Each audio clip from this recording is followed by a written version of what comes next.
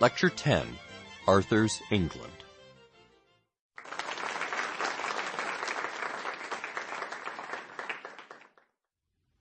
Welcome back.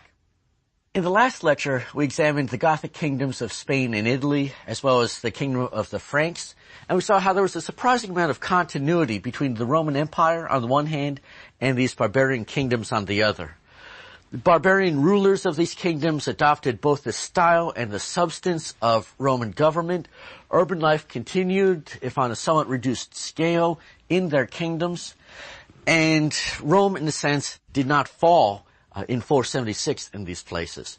Today, however, we're going to look at a part of the western half of the Roman Empire that experienced the fall of Rome rather differently. We're going to look at Anglo-Saxon England.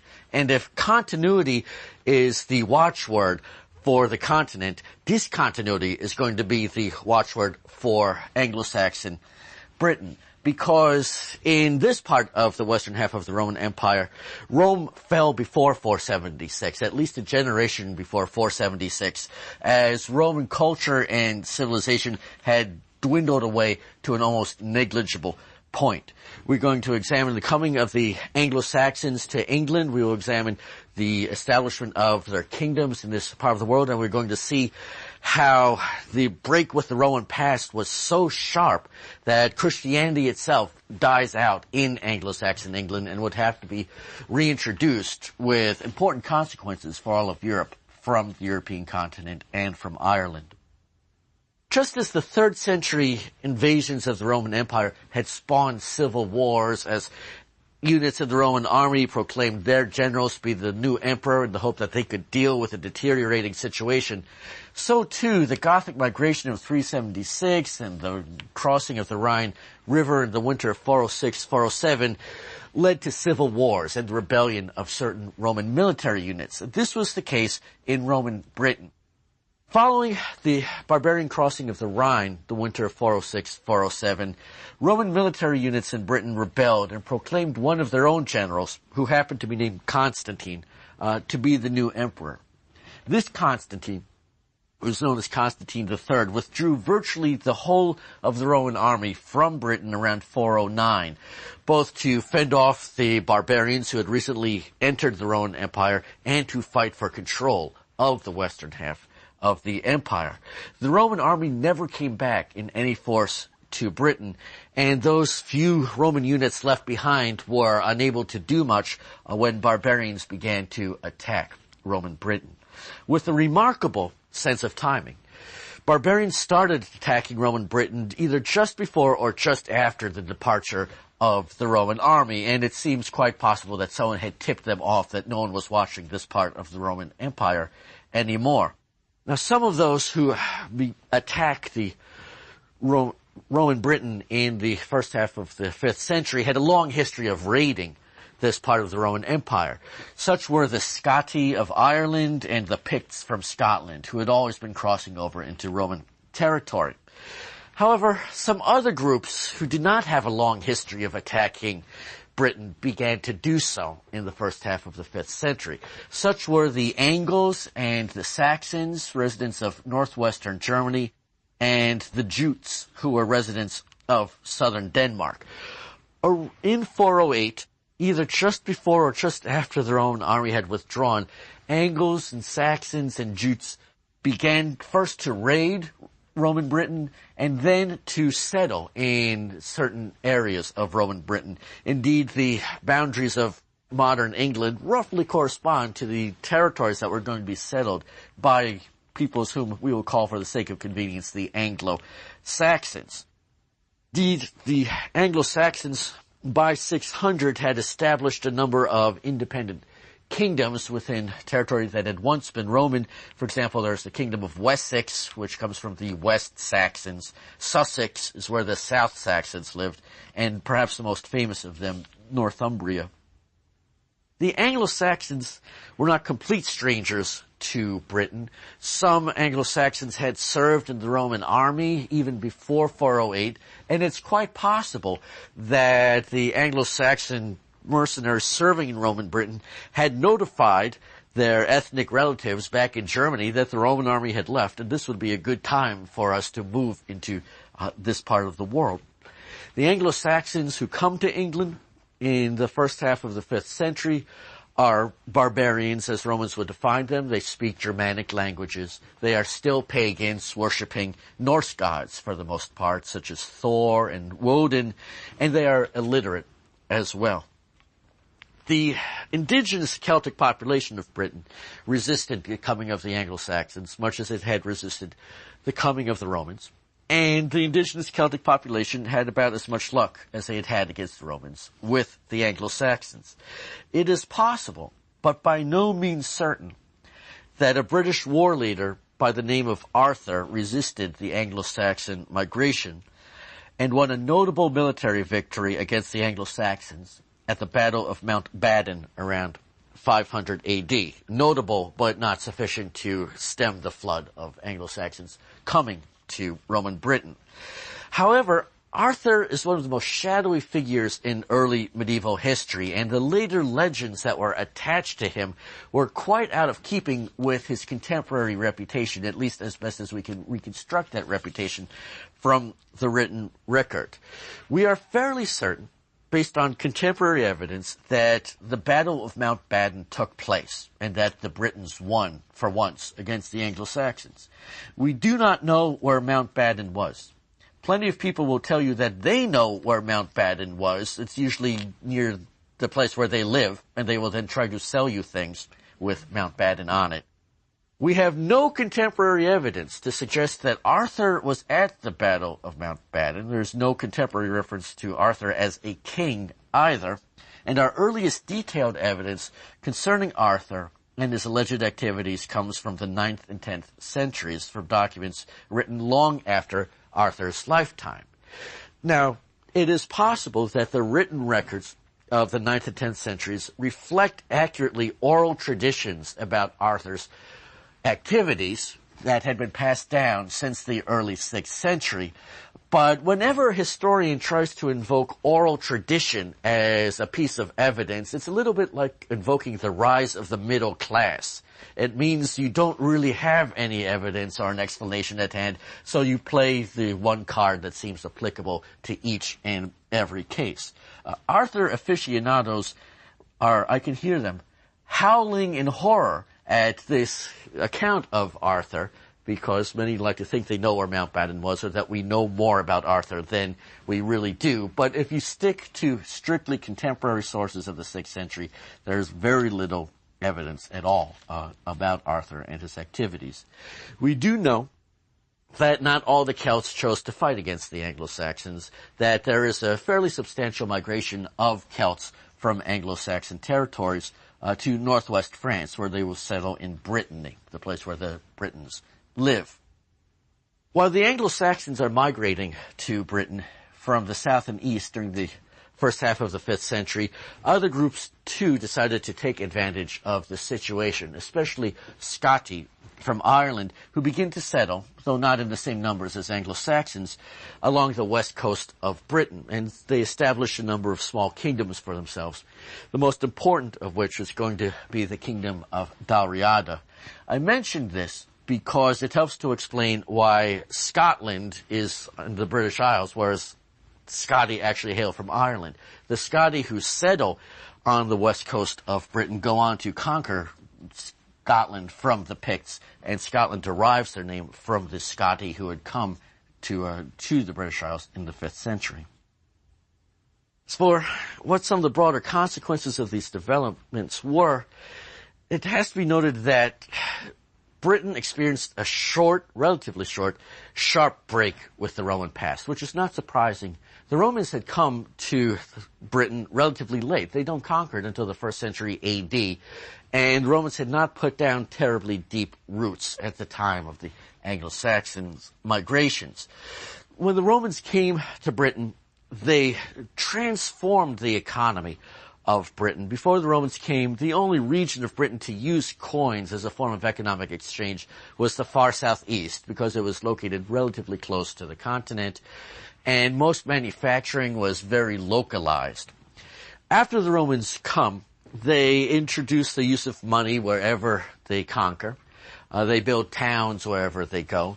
And they create a much larger scale, more integrated economy. A few important centers began to manufacture pottery, for example, for the rest of Britain. And because pottery shards tend to survive fairly well in the archaeological record, much of what we know about the British economy is based on pottery. By about 450 AD, this economic system had broken down completely. That Britain reverted back to very small-scale, localized manufacturing of pottery, for example. The use of coins as an economic medium is abandoned. There's something funny about many of the coins that you find in Britain. They have small holes punched in the top of them. Holes that you punch in the top of them because you can't buy anything with them anymore. So you punch a hole in your coin and wear it as a necklace or as an earring. Money is turned into decoration rather than as a form of economic exchange.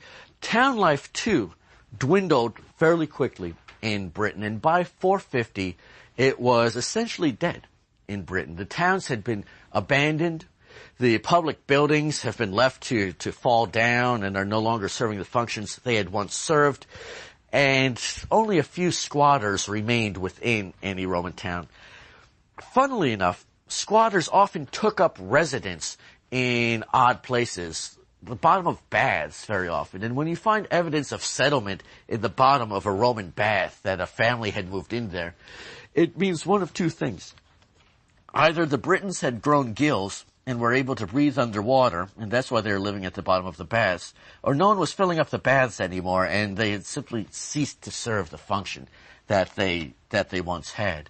This abandonment of habitations that you can find in cities also occurs, to a lesser extent, in the countryside, where there's evidence of fairly substantial abandonment of Roman villas during the first half of the 5th century. And the relative speed of this break with the Roman past, lasting only a couple of generations, and the degree of this break with the Roman past was going to have important long-term consequences for British history.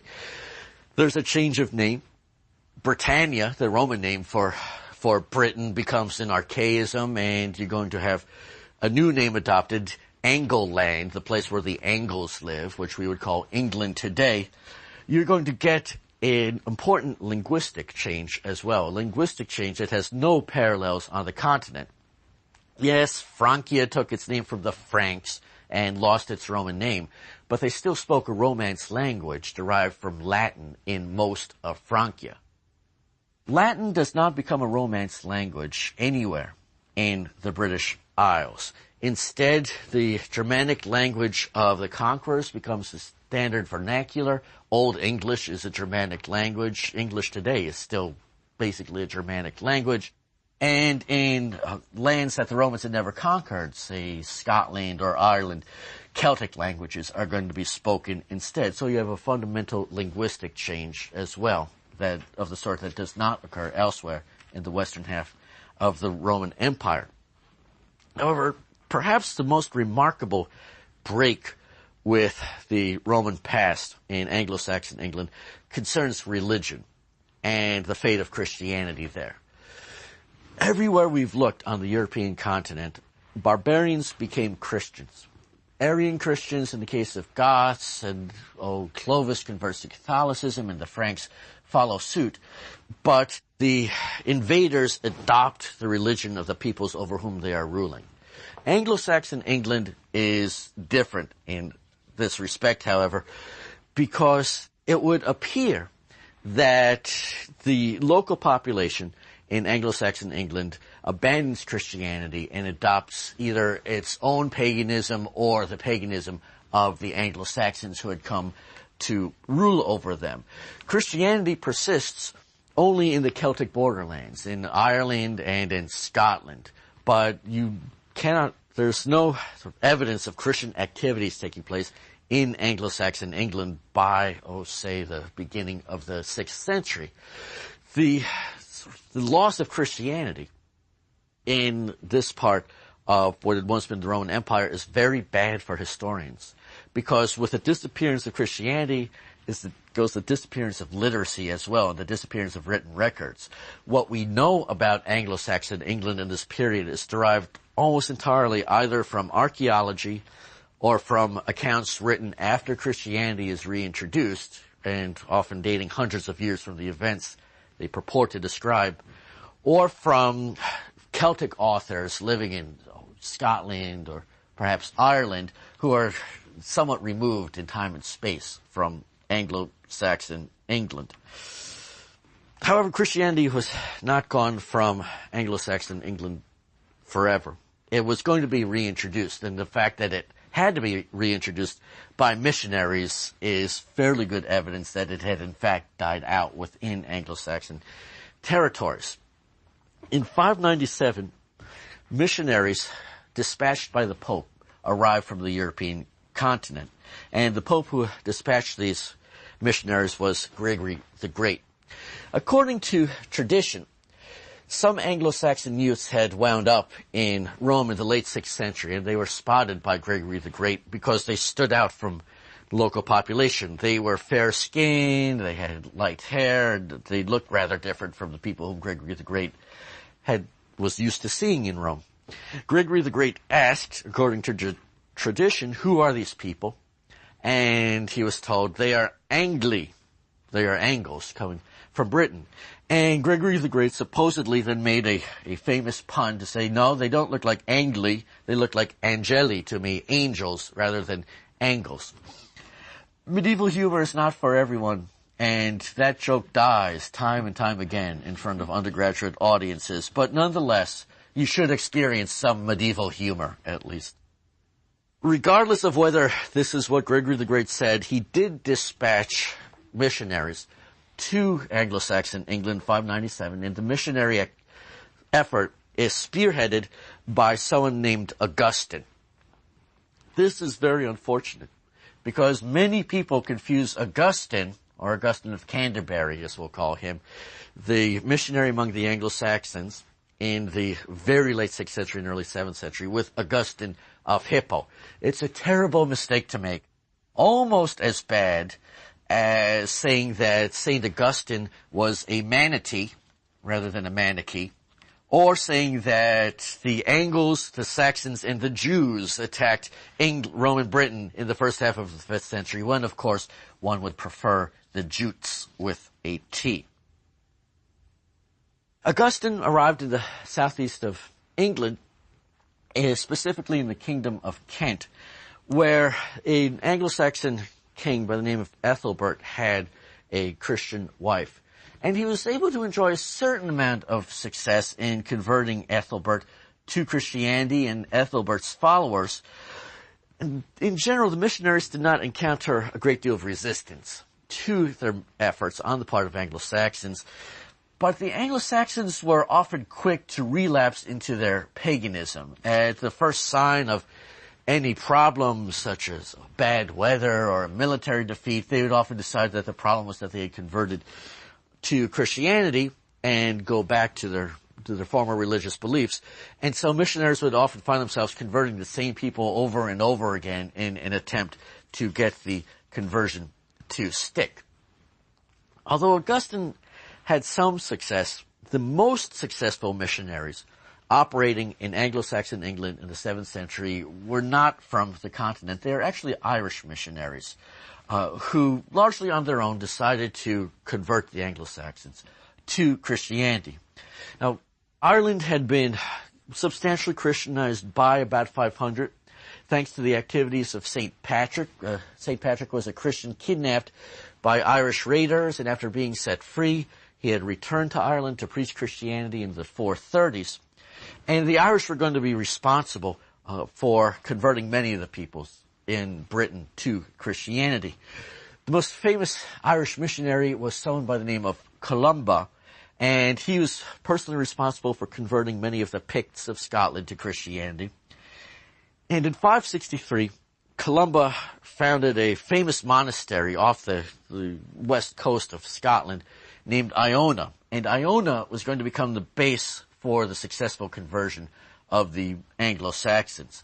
It took several generations for Irish missionaries coming from the north and west and continental missionaries coming from the south and east to get Christianity to stick.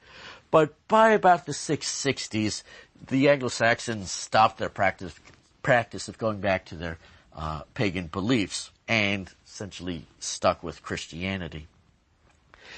The spread of Christianity to Anglo-Saxon England in the 7th century meant more than just a change of religion, because it set in motion a chain of events that would cause other important changes. One, very good for historians, is the reintroduction of literacy, because missionaries brought reading and writing with them to the Anglo-Saxons, and this increases our knowledge of Anglo-Saxon history dramatically.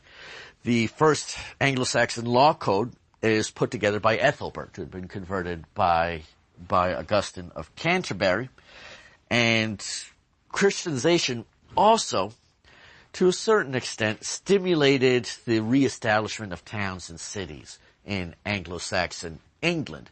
When bishops arrived in Anglo-Saxon England, they were required by canon law or church law to reside in towns. You could not live in the countryside and be a Christian bishop except in far-flung areas such as Ireland, where canon law was not always enforced. Bishops would then take up residence in abandoned Roman towns such as Canterbury, and they would bring with them their episcopal entourage. You would have priests with you and deacons with you, and these bishops and their households formed a sufficient market to attract others to come and live once again in the abandoned Roman towns, because you needed people to provide the services for these religious officials. And as a result, you start to see evidence of relatively substantial habitation once again in these Anglo-Saxon towns and cities, and of economic activities of the sorts you would associate with an urban environment.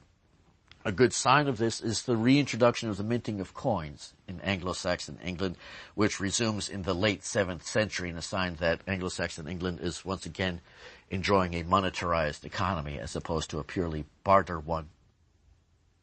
The return of Christianity to Anglo-Saxon England isn't just important for the Anglo-Saxons themselves. It was actually going to have important repercussions for the whole of the European continent for two reasons. Firstly, Anglo-Saxon monks and Irish monks were going to become the leading intellectuals in Europe during the late 7th and 8th centuries. And secondly, Anglo-Saxons and Irish monks were going to travel together to the European continent during the 7th century, and they were going to change the nature of monasticism, because the monasticism that they knew was rather different from the monasticism that was being practiced in Frankish Gaul, for example, or the Gothic kingdoms. First, the intellectual activities of Anglo-Saxon monks and Irish monks. Monasteries in Gaul in the 4th, 5th, and 6th centuries were not really hotbeds of academic pursuit. They were more like retirement homes or orphanages, relatively comfortable places to live. But Anglo-Saxon monks and Irish monks were known for their zealous studies. And there's a reason why they studied much harder than their counterparts on the continent. See, the residents of monasteries on the continent, in Francia or in the Gothic kingdoms, either spoke Latin or were speaking a form of Latin that was becoming Old French or Old Spanish or Italian. The Latin language was familiar to them, and they didn't have to study very hard in order to master it. So they didn't study very hard at all. Anglo-Saxon monks spoke a Germanic language as their vernacular tongue. Latin was entirely alien to them. Irish monks spoke Celtic language as their vernacular tongue, and to learn Latin if you were an Irish monk or an Anglo-Saxon monk meant that you had to study long and hard in order to learn this alien language. And as a result, the monasteries founded by Irish and Anglo-Saxon monks become the leading intellectual centers of their day, taking over from where Roman public schools had left off as they start to disappear during the course of the 4th and 5th and 6th centuries as Roman urban life begins to decline.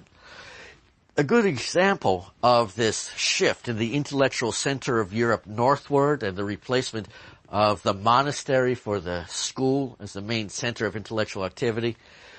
Well, two individuals. One, Boethius, and the other, Bede. If you wanted to find the leading thinkers in Europe in the early 6th century, you wanted to go to the Mediterranean, to Italy especially, where you could find the famous Boethius. Boethius was very Roman in many respects. For example, he serves in the Ostrogothic government, much as Roman intellectuals had always held public office. He actually holds the office of consul, and there is no more Roman office than that, under the Ostrogoths. Like a good Roman official, he's executed by King Theodoric on suspicion of treason. And Boethius was an important translator of Aristotle from Greek to Latin, and he wrote what was going to become one of the most influential books in the Middle Ages, The Consolation of Philosophy. If in the late 7th century you wanted to find a leading intellectual in Europe, you didn't go to Italy anymore. You wanted to go to England. You wanted to go to a monastery named Jarrow, where the abbot was the venerable Bede, who spent almost his entire life within a monastery, and who in the late 7th and early 8th centuries was the best Latin stylist writing in Europe, and the author of books whose influence was going to last throughout the Middle Ages. Irish monks came from an entirely rural environment. There are no towns in Ireland in the 4th or 5th centuries. There won't be any until the Vikings start to establish some in the 9th century. Coming from an entirely rural environment, they found continental monasticism rather odd, because many of the monasteries in Francia or the Gothic kingdoms were located in towns where Irish monks were not terribly comfortable. Irish monks, in addition to attempting to convert the Anglo-Saxons to Christianity, also traveled to the European continent in the 7th century, bringing Anglo-Saxon converts with them, and there they attempted to reform monasticism and to shape it into the image of what they had known in their own homeland. And the Irish monk who was most important for transforming monasticism on the continent was named Columbanus, whose name is all too close to Columba, much to the despair of many students. Columbanus arrived on the European continent around 590, and he spends much of his time in Gaul. He dies in 615. And Columbanus and his followers found the monasteries on the continent to be very lax in their practices. Penances that were administered for faults were not terribly harsh. And Columbanus would travel to the court of Merovingian kings and publicly berate these kings for having allowed monasticism of this nature to exist within their kingdoms.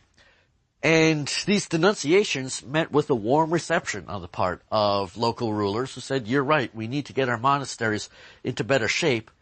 And Frankish rulers would entrust monasteries to Columbanus and his followers, asking them to reform them, or even better, to establish wholly new ones deep in the countryside where Columbanus wanted them. And as a result, Columbanus and his followers are able to create a much more austere form of monastic life, much more rigorous and demanding form in which asceticism was in fact the norm. The penances imposed in these Irish monasteries on the continent in the 7th century far exceed those that would have been imposed in monasteries a century earlier. And these monasteries become important centers of intellectual activity. Columbanus himself founds two monasteries that would be especially important, one in Gaul named Luxoi, and another in northern Italy at a place called Bobbio. Now, to conclude, the history of Roman Britain during the 4th, 5th, and 6th centuries is quite different from what we've seen elsewhere. Even before 476, certainly by 450, Roman influence had waned greatly, and as a result, the Anglo-Saxon settlement of England was going to transform not just the name of the territory where they had come to live, but the language that is spoken there and the god, or gods, as it turned out, worshipped there. Because of this loss of Roman influence, the history of Anglo-Saxon England in its earliest centuries is especially obscure. Arthur is a good case in point. But ironically enough, By the late 7th and early 8th centuries, Anglo-Saxon monks and Irish monks had become the leading educators and scholars of their day. Forced to lavish enormous amounts of effort on the study of Latin, which was wholly unfamiliar to them because they spoke Celtic and Germanic languages, they brought their scholarship with them to the European continent in the 7th century as they reformed monastic life there.